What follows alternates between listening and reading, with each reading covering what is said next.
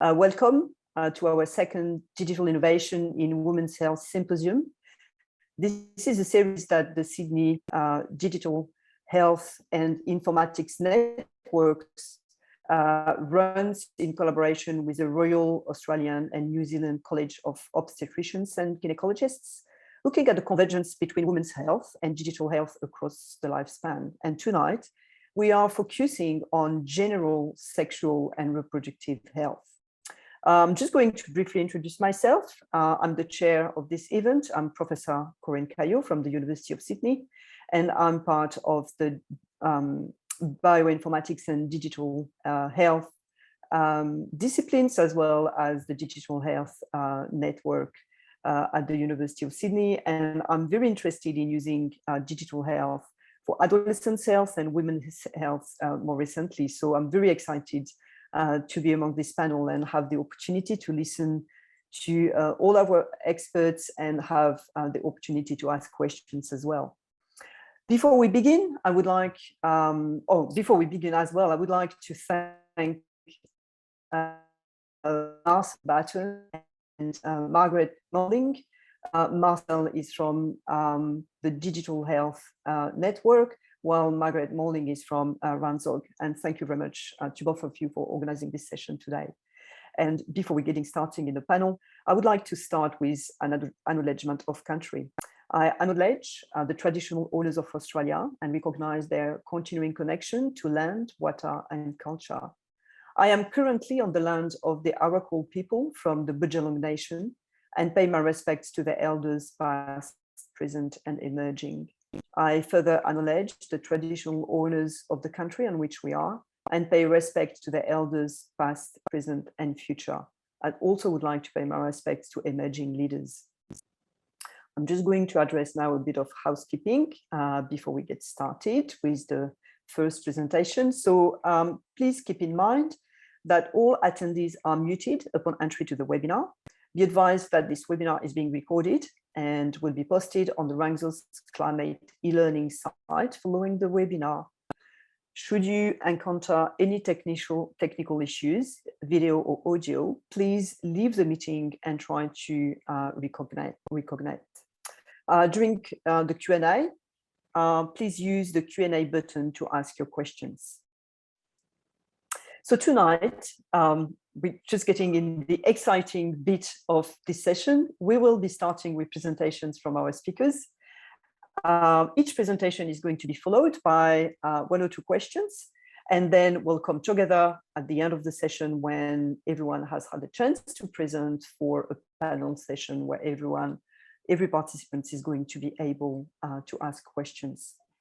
So what's going to happen tonight? So our speakers will be discussing how they use technology-enabled solutions in general sexual and reproductive health. The panel will also share how they use digital health in their research and practice, and discuss what advances have been made to make technology a real tool and support in the context of general sexual and reproductive health.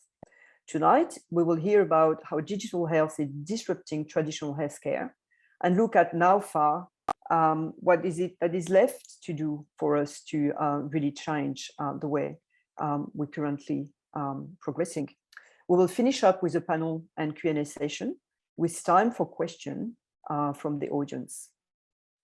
I'm just going to give you around your screen and let you know that tonight we have with us Deborah Bateson, Meredith Macon, Ujvala Rao, and Tim Ross. And we're going to get started with Professor Meredith Macon, who is our first speaker.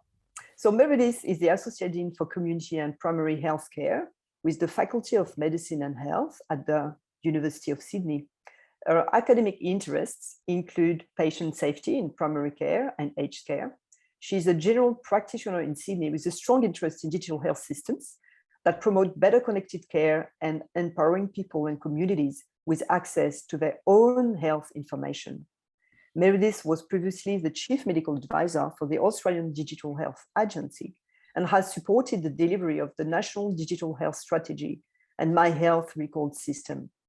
She will discuss the way people can access their own health information and test results in women's health. So I'm very excited to really get to listen to your presentation. Meredith, welcome to this session. Yeah, you're on stage. Thank you very much. Well, thanks for the invitation to join the panel discussion this evening. It's a real honour to be here amongst these experts, and I'm really looking forward to this talks tonight as well, and your questions. I'm the Associate Dean, as Corinne mentioned, for Community and Primary Healthcare at the University of Sydney, and I'm also a practicing GP here in Sydney. I'm joining you now from Darramurrugal land in the north of Sydney, and would like to pay my respects to their elders past and present, and any First Nations people joining us this evening.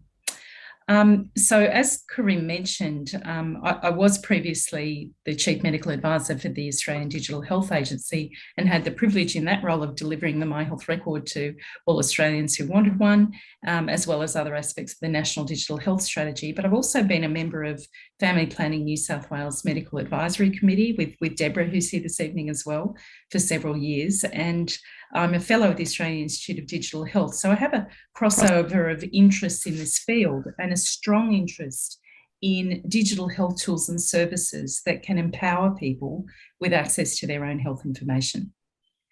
I think this is particularly important in women's health, where we need people to have a strong understanding of their health status, and particularly test results relating to things such as cervical screening and sexually transmitted infections for the prevention of cancers and communicable diseases. So I thought I would speak to you a little tonight about how your GP actually manages your women's and sexual health test results with digital tools, and how you can see them yourself using digital technology. Now, almost all Australian general practices are using digital clinical information systems. And our digital systems have inbuilt management tools to receive and support us in checking and processing your incoming pathology results. And these, of course, include cervical screening and sexually transmitted infection investigation results, amongst other things. GPs have an inbox for your pathology results built into our software with automated flagging tools that essentially force me as a GP, when I look at them, to choose an option with each test result that I review, and ensure that I'm acknowledging that the result is abnormal or normal, and that I require a follow-up consultation with you or not, and in what time period. And the results automatically filed into your personal digital clinical record in the practice system, where it's stored securely.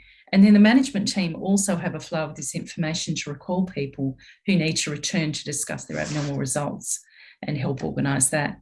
Now, cervical screening tests are handled in a special way, in that this very important cancer screening test and its results get their own special section in our commonly used digital clinical record keeping systems in general practice. And practices also very commonly have a process where they do lists every month of people who are due or overdue for their cervical screening test and need to be recalled, given the extreme importance of following up as per our national cervical screening test recall guidelines. And of course, Tim will speak to you this evening more about the national coordination of our cancer registries, including this one.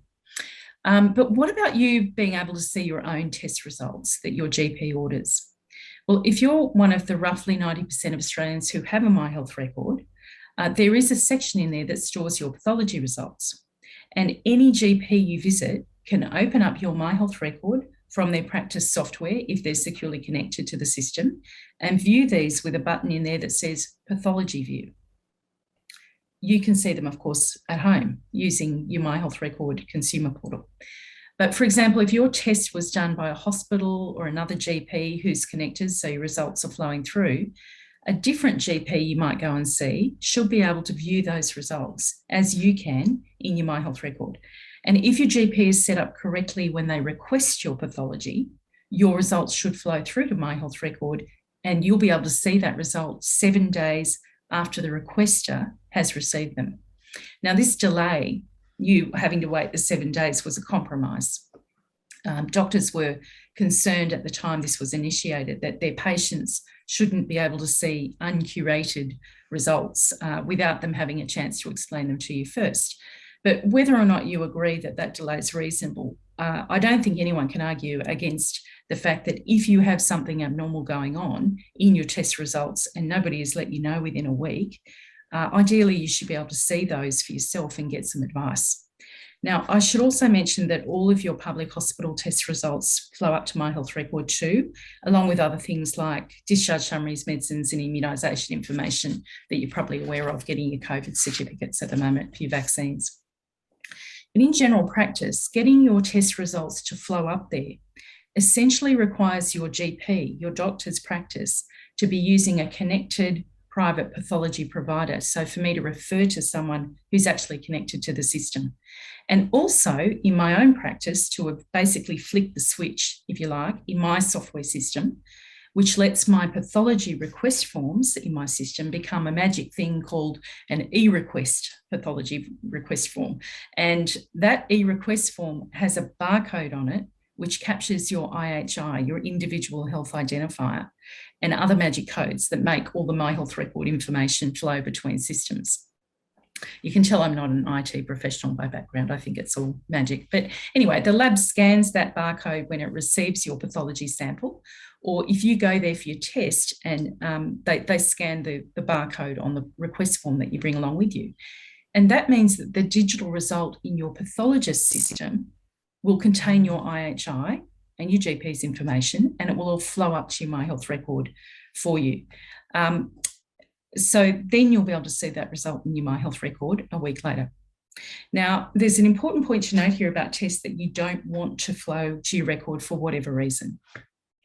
When I request a pathology test using the e-request form in my software, there's a box I can tick for you that says, do not send to My Health Record.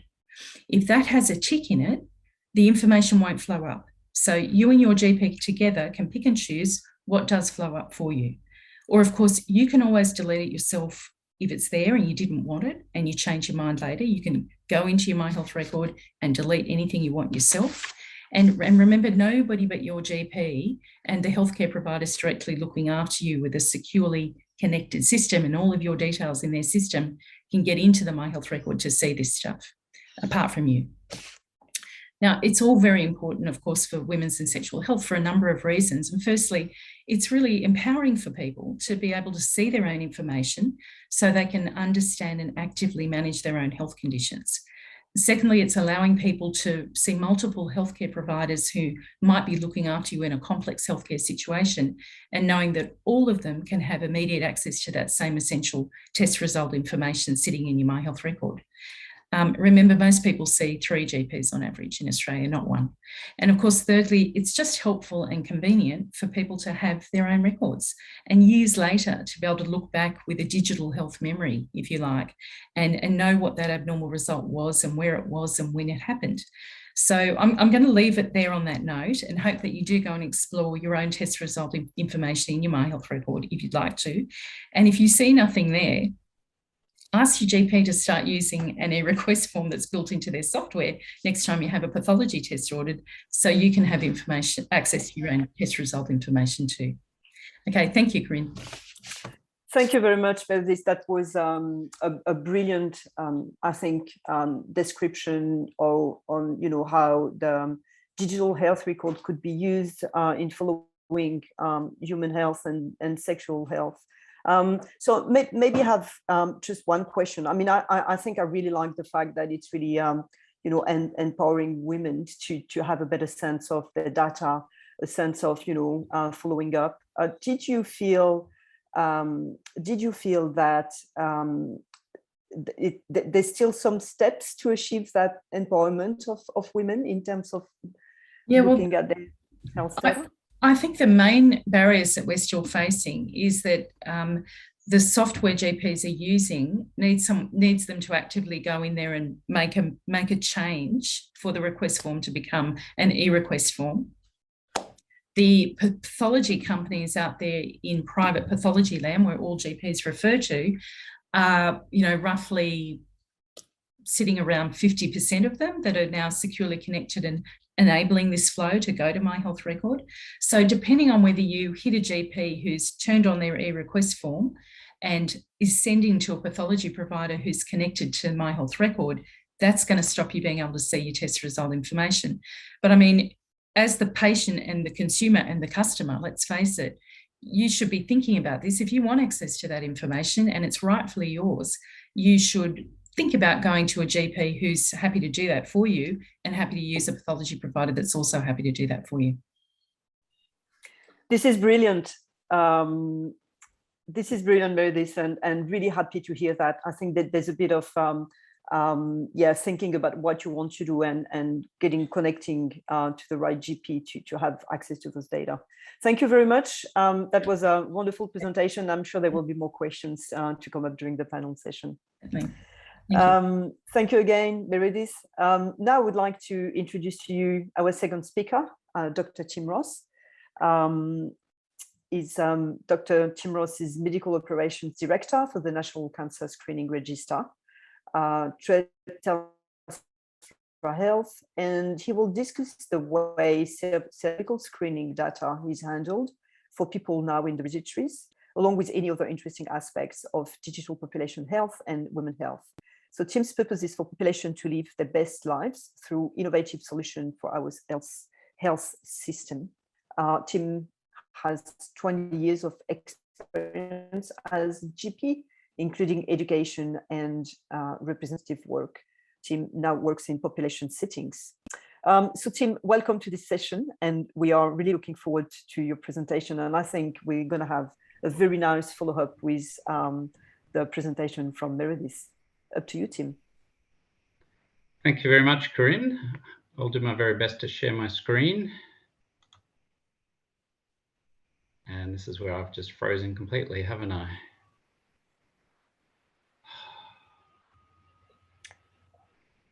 All right, I think I'm back. Am I back?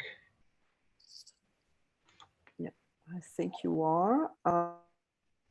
Sorry, I was trying gamely to share my screen, and I don't think you've shared your screen yet because it should come now. Yes, absolutely, it's coming up. Brilliant. All right. Excellent. Wasn't the technology there? So thank you very much for the opportunity. It's really good to talk to what I believe is a very diverse group. I had a quick look at the participants, and there's a few people on that list who I know have been in this area for a lot longer and are a lot deeper in knowledge than I am. So I'm just a humble servant of the register when I see names like Daniel Mazur on the list. And I also appreciate there's students here for whom this is all very new. So I realise it's a broad audience. So I've tried to sort of bring in a number of different things to give everyone a little bit of taste of everything. So I know that Deborah might talk about this, so I'll skip over this fairly quickly, but the excitement of a national screening program, both for cervical and bowel, is the fact that we've brought the Australian population together so that people have one record that shows their screening information at this stage across those two programs, but with the ability to do that across any program that could be included.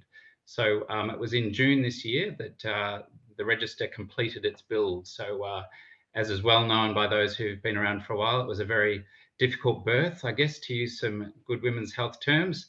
It took some time to shape when originally the bowel program was going to go live, and then renewal was brought forward, so it was swapped around. So it all happened fairly hastily, but we got there in the end, and over 10 million records from 8 state and territory registers were migrated to the National Cancer Screening Register on the 2nd of July 2018, which is quite extraordinary. And the benefits of having that central repository is that 1 in 5 participants actually had multiple records across more than one state or territory, and 99% of all cervical screening results are now submitted electronically. So, of course, the big change for people who don't understand renewal is that in the old days we did a pap test, which was taking a sample of cells off the cervix. And now that we know that the main cause of cervical cancer is the human papillomavirus, we simply need to take a swab to test for the presence of the HPV. That can lead to, because we still take it the same way, you can do a similar test to the pap test to look at the cells if need be. But given that the majority of people have a negative test, that swab is sufficient. And the excitement around that, and again, I don't want to steal Deborah's thunder, she might be talking about this later, is self-screening and things like that. So really exciting time. Alongside, of course, is the use of the HPV vaccination, which again will have a huge impact on how cervical disease is present in our populations, with the aim to eliminate cervical cancer. So the register, it's actually run by Tele Health under a contract with the Australian federal government. It was quite a controversial decision at the time. I joined the register coming up to 2.5 years ago, when it had already been going for probably 3 years. Certainly there's a wealth of expertise in the register these days, people with deep experience screening in some of the state and territory registers, people who've worked in state health departments when the register was there. And there's been a lot of hard work, and while there are times that you might tear your hair out, anyone who's dealt with a laptop that fails or a computer that dies, it's remarkable to work with a group of people who are really dedicated to the purpose, even from our contact centre. So people on the phones answering it, they're there because their belief in the purpose of the register to support the Australian population in cancer screening is fantastic. And so whenever you have a stressful day, you just look at your colleagues and everyone's going in the same direction, and it's a really exciting time to be working in this area, which is fantastic. I didn't put much in here about bowel, but obviously bowel health is just as important for women's health as cervical health. The register does have over 200 million bowel screening records for 10 million participants. The bowel register went live on the 18th of November 2019. So that was a very big uplift in what we're doing. We send out about 265 bowel screening tests each month to eligible participants. So it's a big operation. We have lots of partners and lots of people we work with. So obviously that needs to be digital for it to work for us. So while the actual operation of the register, it's a platform, it was actually adopted from what was a hospital electronic health record platform, but it is now actually its own platform and own code, and sits as a distinct population screening register. And the way we interact with laboratories is primarily electronic in terms of receiving results and communicating back to them. However, we do have room to move in other areas. When I joined the register, I said it was a bit like going back to the 1990s, because we continue to send out snail mail and we continue to receive faxes. So someone out of general practice, where we had the Axe the Fax campaign, where that's a current campaign in the register at the moment. And so we're looking at these digital channels. And the first of those, which I see as a stepping stone for people to use, is the healthcare provider portal. So the healthcare provider portal is, you can register for it through PRODA. So if you have PRODA access, you can assign delegates on your behalf, people working in your practice and the like, who can go in and look at results. And by being able to search for the patient with a number of different identifiers, you can look at their bowel and cervical screening history. You can actually submit forms. So from a gynae point of view, oops, that's doing its own thing. You can put in colposcopy forms. You can manage patient details and preferences, which is very important, because our primary source of addresses is from the Medicare database. But of course, we have information coming from healthcare practitioners, from laboratories, and also from the state and territory registers. We still have some remaining addresses where they're the ones we send the mail to. It also allows people to order bowel screening tests as well, and that's really handy. The second piece we've released, and we've got about 10,000 people, healthcare providers and their delegates, registered on the portal, which I think is a fantastic effort. Obviously, screening is a bigger part of someone's day in some areas than others. Obviously, as gynaecologists, screening would be very important. A lot of GPs, it can be a very small percentage of what they do, so it doesn't carry the same importance for them to register for this. So we're delighted that, having launched last August, we've got over 10,000 people working actively in the portal. We've also got the participant portal, which was released in April this year. And I get my dates mixed up with lockdown, but it's also been going for a while now as well. And while patients can't actually see their screening histories, they can see when they're next due for a test and when they should be seeing their healthcare practitioner. They can also manage their own patient details and preferences, which is fantastic. And they can actually ask for a replacement bowel kit if they need something like that.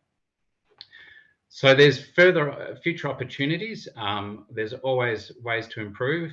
While the build of the register was completed in June of this year, there's more for us to do. And for me, until it's on a phone in your pocket, we all know that an app is the way to go. To Meredith's point, where you can access My Health Record through your laptop at home, working at Telstra Health, which owns a number of health technologies. We have an app called Health Now, which is one of the few apps which is actually connected with My Health Record. It stores your COVID vaccination certificate. So for me, that would be a logical step, that you could have your screening records on the Health Now app, or other similar apps to give people that ready access. As I said, we use snail mail at the moment. It makes complete sense that rather than asking people where they live, ask them how they would like to be communicated with, whether it's a healthcare provider or whether it's with patients in the community. So obviously email, mobile communications, SMS, secure messaging. As healthcare practitioners, we use secure messaging to send information to and from one another, and that's something we're actively piloting in the register at the moment. At the moment, we're only connected with best practice and medical director as actual clinical software. That for me is where the rubber hits the road for practitioners, because you don't have to go entering the details of your patient. If you've got your patient open in your software, it'll connect. We use an API for those of you who are more technologically minded, which gives direct access into the register and brings up all the details for the patient you have in front of you. So while that's great for predominantly GPs who use best practice and medical director, we're certainly looking to use other private vendors such as DHIN and Clinic to Cloud, who we know other specialists use more, and equally your larger colposcopy and colonoscopy clinics. Having some of the hospital software vendors like Cerner, Epic and Kira would be very useful to, again, rather than having to fill in forms and fax them somewhere or enter it in the notes and double entry, just an automatic entry of electronic submission to the register is the way forward there. Of course, integration with My Health Record I've spoken about, and the other part is the Australian Immunisation Register. That's part of the roadmap for the register. As a clinician, I think that's one of the key things we need to do, because being able to match the data of people immunisation status, it's really exciting that even people who've been in the school program are now over 25 and beginning to have cervical screening. So watching that HPV incidence fall off the cliff is going to be a really interesting thing for us going forward. So plenty more to do, but the opportunity and capacity of what we can do in this platform in terms of supporting all sorts of population screening in Australia is really exciting. So thank you for the opportunity. Thanks, Corinne. Back to you. Thank you very much, Tim. That was absolutely awesome to hear your presentation following up on Meredith. I think we can grab, how much has been done recently, how the system is building, its capacity. And so maybe what I would like to ask you is, so you said there was, I think, 10,000 healthcare providers who are connected to the system and actively using the system via PRODA. Would you expect a bit more? I mean, I think you mentioned that it may depend on the specific activities and specialties, but what's your expectation? Would you really expect that it's going to really increase and provide all of the power this platform can bring into the healthcare system? Yeah, I think I've probably viewed the portal as a stepping stone, because once we connect with more clinical information software, and we've got about 400 practices around Australia already connecting through best practice or medical director now, that's a lot easier to use, because you're in your patient file, you click the widget and up comes all the information straight away. Whereas the portal, you actually have to enter in the identifiers for your patient and search for them to find them. So it's a little more time consuming, cumbersome. So I would see that a flattening of the curve, increasing in the portals, but hopefully an explosion in the CIS. And as we connect to more vendors, some of the more specialised one for colonoscopy and colposcopy, EndoSoft, and some of those Solutions Plus, which some of the people here specialists here might know, those products will make it a lot easier in terms of that way. Yeah. Thank you, Tim. We're now going to move to our next presenter. So the third speaker is Deborah Bateson. Deborah is Medical Director of Family Planning, New South Wales, and has worked as a clinician, educator, and researcher, and is advocate in sexual and reproductive health for almost 20 years. Deborah holds honorary position as Clinical Associate Professor in the specialty of obstetric, gynecology, and neonatology at the University of Sydney, and adjunct professor at the Centre for Social Research in Health at UNSW. Deborah's work focuses on enhancing equitable access to cervical screening, contraception, and safe abortion care across New South Wales and the Family Planning New South Wales international program in the Pacific, which has included clinical oversight of the rollout of Tele Health and other digital innovations across its clinical services. So, Deborah, we are really impatient to hear what you have to say. Thank you. That was very long. Thank you, Corinne. It's a pleasure to join you all, and thank you for for inviting me along to speak. I'm going to share my screen. I know my technology is maybe a bit wobbly, so I hope I'm not going to go in and out too much. So let's just bring this up. So I'll just share here. And I'll just bring this up, and here we go. Excellent. Yeah, absolutely. Fantastic. So yes, I'm going to be talking about digital innovations, and I'm going to go a bit broader actually and talk also about some femtech as well over these next 5 minutes or so. But I wanted to start with really the biggest innovation that's really hit us in medicine in a long time actually, which is telehealth. And of course it's been moved along, pushed along by COVID, and that's from Kathmandu to the outback. So with telehealth, it means I can now connect with a woman in the far west of New South Wales for her contraception consultation. I can then write I can actually do a digital e-prescription that gets sent to that patient's phone to take into the pharmacy. Sometimes I fax the pharmacy, but there's all this virtual technology, which is fantastic, and I can actually provide a medical abortion. I can do the assessment, the provision, and all the follow-up entirely virtually. So it's absolutely opened up access to care, and particularly in areas where there's stigma and shame associated with it. It means, and people don't always want to go to their GP. They want to have that sort of more private, sort of sometimes anonymous service. There are some challenges, just to say. So, if a woman's sitting in my clinic with me, I know I can talk to her about domestic violence and know she's not being overheard or intercepted. So, but we've got lots of innovations happening to ensure that we can still recognise and respond to domestic violence with telehealth. But we also need to just remember around equity and the so-called digital divide, because we know that older women, for instance, may lack digital literacy. Young women, I see in Dubbo, often there's 4 or 5 people sharing a telephone, and sometimes just running out of credit, of course. So we must be thinking about equity issues. But I will just thank Tim.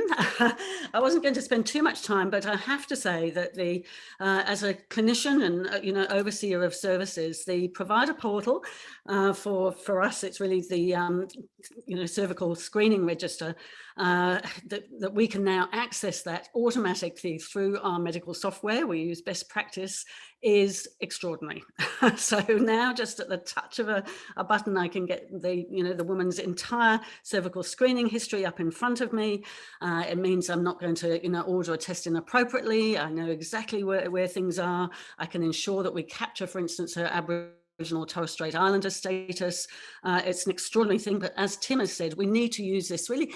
We want to be able to access the women who are under-screened, never screened. And so that, potential to send invitations, I mean, potentially, by snail mail, but obviously by SMS is an extraordinary thing that we need to support. But I wanted to move now to looking at other innovations and online services. So, we're also used to doing online shopping, and you can online shop for your contraceptive pills, for instance. And in fact, women we know are actually voting with their feet because we know that there's a big rise in demand for, this is just one, the subscription contraception pill service. You go online, you put in your medical history. There are doctors who are sort of manning live chat boxes, and your contraceptive pills then get sent to your house. So very convenient, if you're running out of pills. But there are some downsides in that, you may be using the same pill from the age of 20 to 27 to 35. But in fact, your contraceptive needs may change, and you've got, you don't know what you don't know, and you haven't got that opportunity to think about other options or have a discussion. So there's some things, but again, we can build these into the innovations, of course. And we've had online STI tests being sent through the mail, through an online ordering system for some time. Some are run by government, some are private companies. Sometimes maybe people are ordering things that they don't need, but certainly, we've got some very innovative things happening in terms of, if you have got a positive STI, you've got to be able to be treated for it. But you can also let your partners know. We need contact tracing. And the other day I had a young woman, and we used this app, let them know, and she sent anonymous SMSs to her partners to inform them that they needed to get tested and treated for chlamydia. So lots of excellent innovations, and of course there's apps for everything. But some of these apps, I have to say most young people will be using an app, and the period trackers, they do just that. They track, they're simple, but they're tracking people's periods. They can add in extra information about, for instance, if they see me about whether they've got PMS, premenstrual syndrome, then they can put their symptoms into the app. If I asked them when their last period was, people never used to have a clue, whereas now, of course, they can tell me exactly when it was. And it's across, there's lots of pregnancy apps, of course, menopause apps, and this one is for transgender. It's a period tracking app for transgender people, so all important, and this is a helping you not forget your pill app, so that's good. And I just wanted to mention, I've been doing a bit of work in Kenya, and there they've got an artificial intelligence driven bot. It's a chat bot. It's to support adolescents improving their sexual and reproductive health literacy, so that it uses complex, it's got experts at the back of it who are putting together, they're sort of putting the assumptions and putting all that knowledge into the AI, which then goes that step further. So that's really important and interesting, and much better than going down a Dr. Google rabbit hole, of course. But I just wanted to highlight the technology, the so-called femtech, that's gone that step further. So this, for instance, is the first contraceptive app that's been approved anyway. It's approved by the TGA. It's actually, people think it's sort of magical because it's technology, but it's actually using the same assumptions as natural family planning. And women are often amazed to hear they still have to put their daily temperatures into this app. They still have to put, the tracking of their periods, but then it's got an algorithm which then predicts whether they're fertile or need to use protection or abstain from sex, or they're not fertile. The challenge, and there's a couple that actually developed it here, the challenge is with some of those assumptions, and it's still totally dependent on what you put in. So in fact the failure rates are quite high, of course, and in fact there was a big investigation in Europe because they were much higher than expected from rates of unintended pregnancy, and they found out that mainly it was actually people who were actually having unprotected sex in the red section, so that it couldn't overcome behavioral factors. But very very interesting. And I just wanted to mention as well, these are amazing. There's a lot of biofeedback type innovations going on out there. This is called Elvi. It's supported by the NHS now in the UK. So it's a pelvic floor trainer which gives biofeedback about how well you're exercising your pelvic floor muscles. It gives supportive messaging to keep on going. But I think the interesting thing that we all need to think about with these is around data security, data privacy. Are these private companies on selling data for commercial reasons, of course? So lots to think about. So just to end up, there are significant benefits for clinicians. We've heard about it from Tim and Meredith, how helpful it is, but also, of course, for the community and for women, but also for commercial companies. But there are huge benefits, and we need to look at where some of the gaps might be and work out how to fill those. We need to constantly ensure quality and safety, but equity as well. And I just wanted to end with, she's the femtech queen, really, Gwyneth Paltrow in her Goop Hub. So the quality, we just need to ensure that we do have that quality. Thank you. Thank you so much, Deborah, for this amazing presentation on, this very rich, I think, landscape of apps and digital technology that are out there to support women's health and their reproductive health as well. So I think I'm a bit like you, there's an amazing number of different apps. So I think, yeah, your keywords were quality, like maybe evidence-based, and equity. I mean, I think it's very, very important. What do you think is, I really like as well the behavior component of the failure of the femtech, I guess as well. Would you say just a few words about privacy, maybe, of data? Can you just maybe extend just a little bit what you were saying? Would you say that not all those apps would keep privacy of the data, or is it something you tick when you get into the app, or the quality of some of them is quality insurance is a higher level? I think you do need that, and certainly there's Choice magazine, I'll call it, for apps. So I think we really, if I'm talking to someone about apps, I really want to know that it has been tried and tested by experts, and that those data security and data privacy issues have been looked at. I mean, I think everyone's becoming more savvy with it. But we do know, I'm not an expert in that area, but we do know that there have been breaches with a lot of these sort of femtech items. Suddenly you find that your inbox, that you're inundated with all sorts of advertising that you haven't solicited at all, because that data has somehow escaped out of where it should be. So I think it's really important, and we know those breaches can occur, so we have to have those safeguards in place.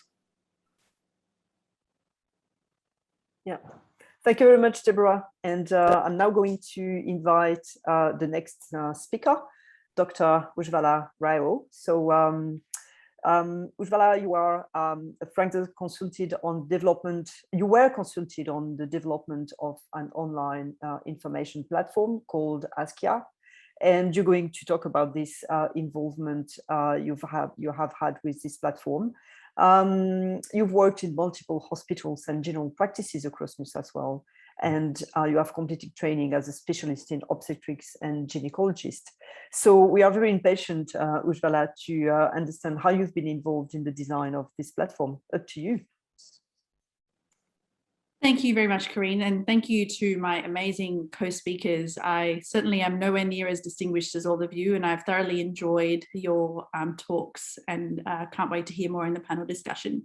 So I'll just share my screen now. Can you see that okay? I think so. All right. This is perfect. Perfect. So I basically started off my medical career in obstetrics and gynecology. So I completed my training from the College of O&G. And then towards the end of my training, I came to realize that I wanted to gain another skill, a skill that would help me take care of families in a more holistic fashion rather than women's health purely. And my interest in women's health was fertility. So I kind of wanted to extend upon that. And I thought the general practice would be the way to do it. So I'm now nearing the completion of my training for general practice. I've got a couple of months to go and one more exam. And I was lucky enough to be approached by a lady called Dr. Cortina McCurry in regards to her online platform called Kaya. So my involvement with Kaya began back in 2019 through this fellow here, Dr. Raghav Murali Ganesh. So he is my friend that I went to med school with, and Raghav trained as a radiation oncologist, and simultaneously to that, he founded an app called CancerAid. With his work in the e-health space, he came across Cortina, who gained a PhD in an area called systemic neuroscience from the MIT in the US. And I'm not exactly sure what systemic neuroscience is, but it sounds like something that very smart people do. And in keeping with that, she first started off being a partner at a consulting company called Boston Consulting Group. She left that role in order to co-found and become CEO of Kaya, which was an e-health platform. Now, she was actually going to join us today, and unfortunately, because of some last minute things that came up with the family, she wasn't able to. She's based in Victoria, but I wanted to represent what her vision for Kaya was. And in order to avoid misquoting her, I've just taken this little paragraph from a interview she did with femtechcollective.com. There's a reference there. So she said, I've spent most of my career working across healthcare and operations. As a result, I've had the opportunity to see the good, the bad, and the ugly when it comes to healthcare in various countries.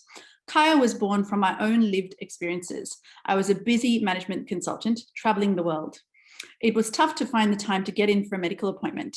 I was lucky enough to have family members in the healthcare industry who effectively became my GP on demand. And basically, this kind of on-demand healthcare service was what Cortina wanted to provide to women all around the world. And she's originally North American, but has lived in Australia for some years. So what does Kaya look like?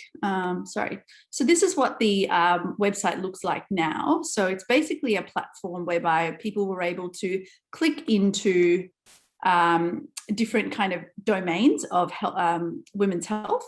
And then once you click on each of these tabs, you go through to a set of practitioners who might be able to help with any queries in these areas.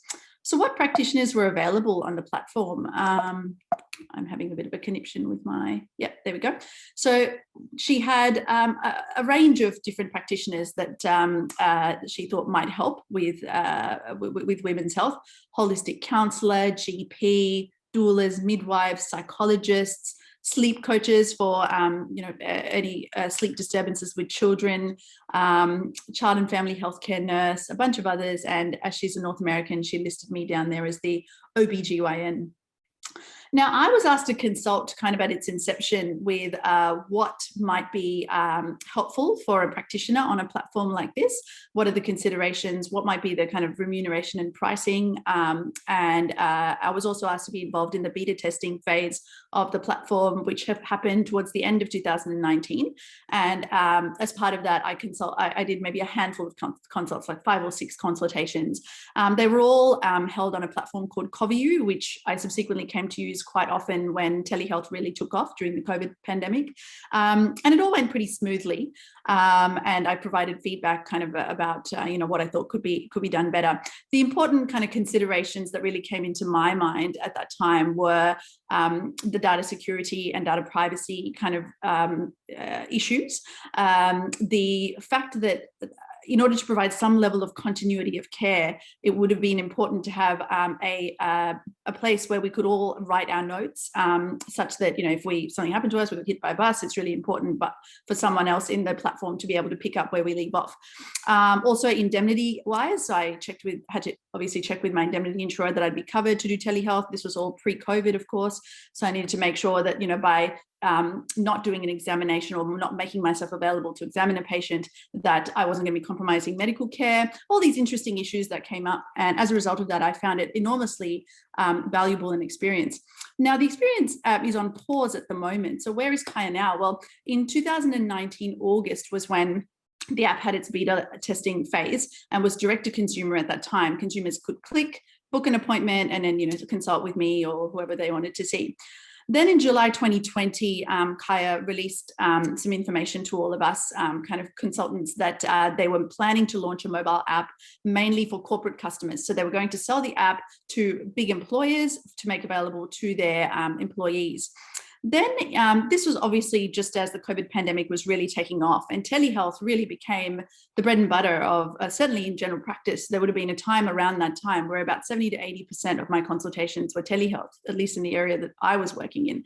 So I haven't heard this officially, but I anticipate that Kaya's launch kind of took a little bit of a back step because of the fact that people were able to access telehealth on a Medicare rebatable basis. And obviously Kaya was all privately funded.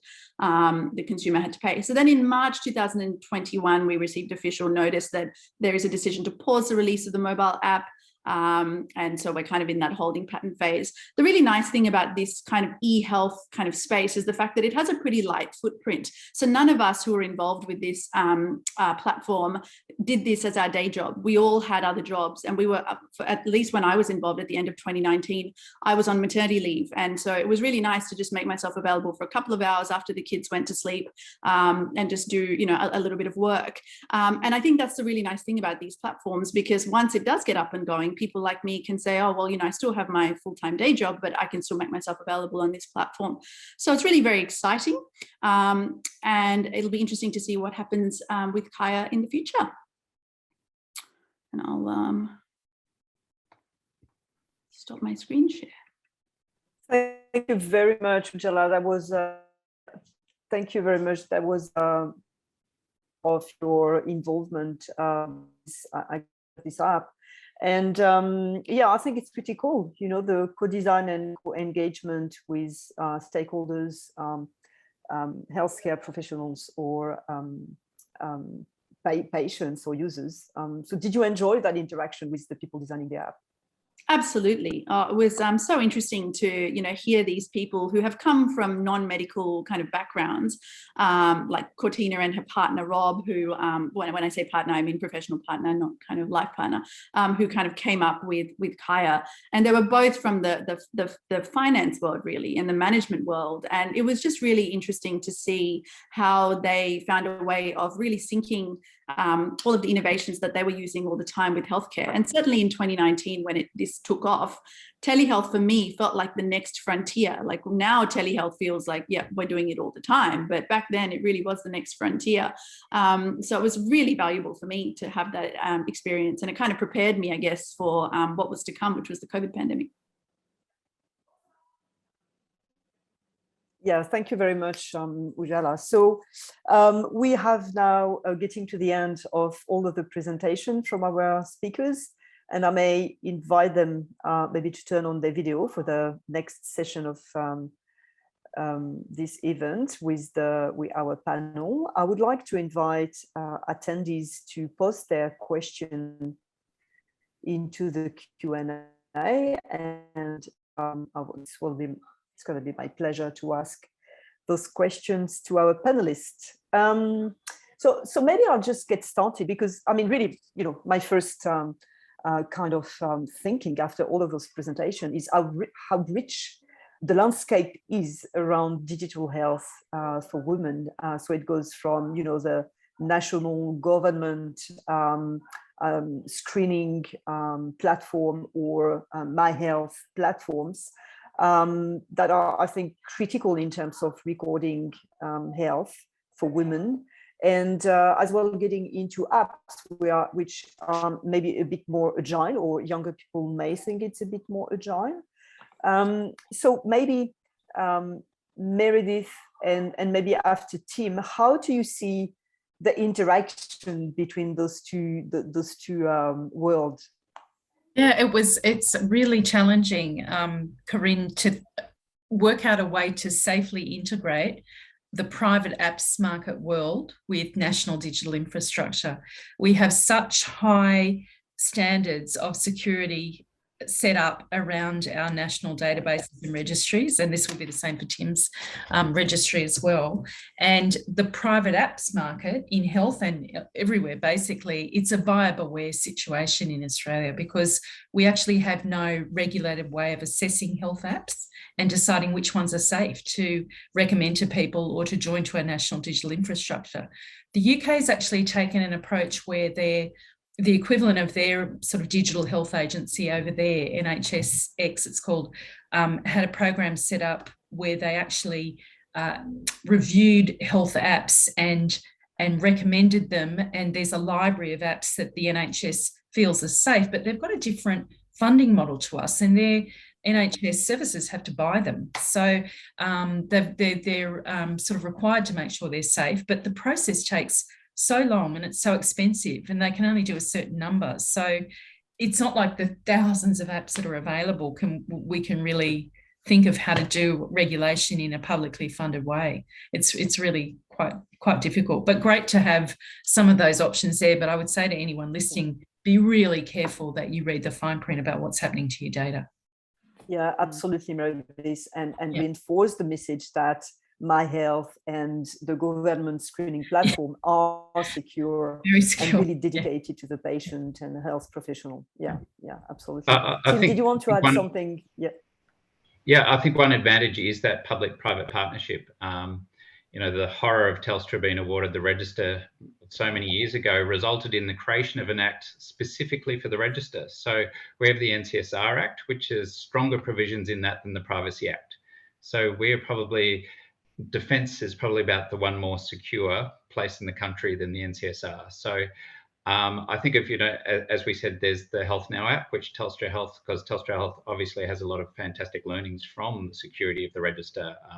I have NV1 clearance, which for any of you who've ever worked in any secure settings, I can go and work in defence now because the data we handle, I think as a GP, you handle your patient's very sensitive information. I mean, I've only got a bit of screening detail here. I mean, as a clinician, it's a very narrow part of your patients. It's a very personal part, but it's a very narrow part compared to our practice staff and our clinicians who work every day in care. There's that commitment to integrity and safety and protection of our patients, which I think is good. And that's what needs to be built into the app. So as I said, Health Now is a Telstra app and a Telstra Health app, and that has access to My Health Record, because apparently there's only 2 apps outside of My Health Record that have accreditation. So that would be reassuring. The fact My Health Record is on that app shows to you that that app is safe to protect your data, because it has to pass that. So I think having that sort of accreditation of the presence of it is something that's really good to look at in terms of making a decision of which ones you use. Thank you very much, Tim. And I have a following question from Natasha Lazarevich in the chat. Amazing work. Thank you, Tim, for sharing. How would the secure messaging work, and how can you do a way to ensure that it does not negatively impact the patient-professional relationships or increase workload? So I think it's referring to messaging between it's a broad way of doing messaging. Thinking of healthcare professionals, we already use things like Argus and similar products that allow emails to be sent securely, where that information won't be corrupted or used by others. So for us at the moment, if we're following up a high-risk person in the register who we don't have information to show that they've progressed along their pathway, we have people who make a phone call. Now, all of us who work in busy practices, the last thing you want is a phone call. I mean, from our side, I know both sides. So ringing from the register, you're going to be on hold. You're not going to be able to talk to the clinician. You'd be lucky if you can get to a practice manager or a nurse. They're going to have to find time to call you back. It'll probably be out of hours when you're not there. If you can send a secure message to that practice and saying, hey, about this patient, can you just let us know this information so we can make sure their record's up to date? It's sent automatically from us. It's handled at an appropriate time that the practice can look after it, and we get the information back in probably a faster fashion and with a 10th the degree of human effort. And then, of course, using SMS and things like that, we wouldn't have personally identifiable information, or PII as we call it, in those messages, but you can send an SMS. It's like, please reply yes to confirm your dental appointment tomorrow. Ours would be, please check your participant portal because there's an alert for you to, and when you go and check the portal, that's when the information's provided to you. So there's ways that these can be prompts rather than actually putting people's information at risk across the airwaves. Thank you very much, Tim. I think we get to the time, but there's one question still from Natasha. That question is for Deborah, and I really would like to ask that question. So people often feel uncomfortable talking about genitalia-related issues. How do you think femtech solutions could help start that conversation for both healthcare professionals and patients? That's a good question.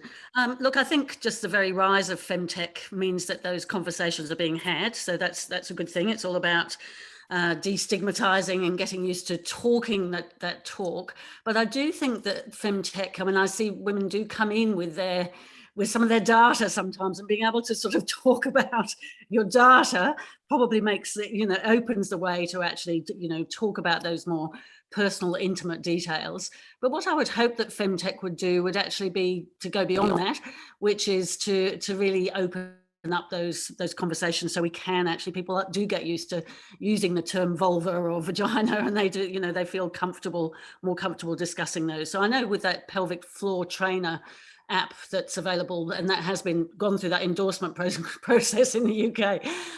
It's, you know, you know, you're finding discussions on the front page of newspapers, you know, places where you'd never hear these words before on radio, etc. So I think it's a really good way, and we would encourage, you know, women to come along, bring along your, you know, your app and your femtech products, bring them along to us. But we also know, I've also talked to doctors who feel a little bit worried about being overwhelmed with masses of data from someone's app that they don't know what to do. So we've also got to think about that. So we need education for doctors as well, and nurses around this too. But I think it's a really good point. Yeah, thank you very much, Deborah. I think we have to close this session.